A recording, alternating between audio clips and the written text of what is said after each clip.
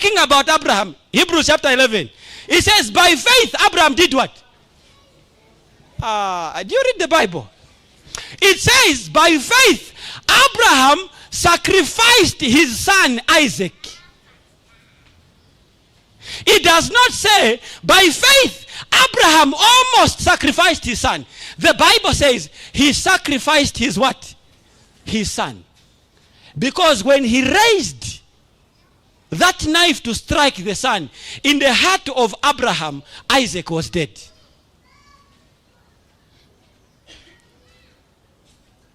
So that's why the Bible says, by faith, he did what?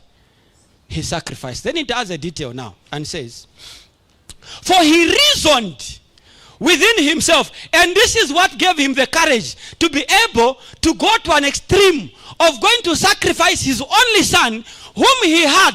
Now remember, this is a son whom the Lord said, I shall make you a great nation.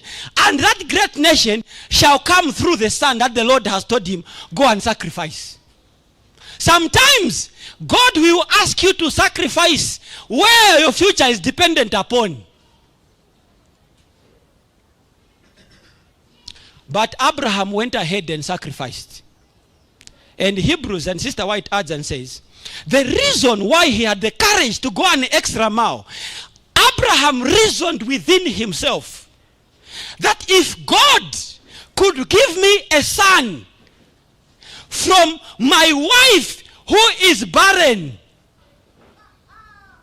then it is possible after I've sacrificed my son, he could raise him from the dead. Now it's different because up until this chapter, there was no evidence of resurrection. So there was no reference to resurrection.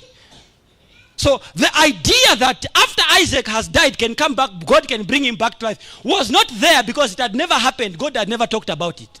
But Abraham said, my son coming from my wife at 90, who is barren, is more like God bringing a child out of death.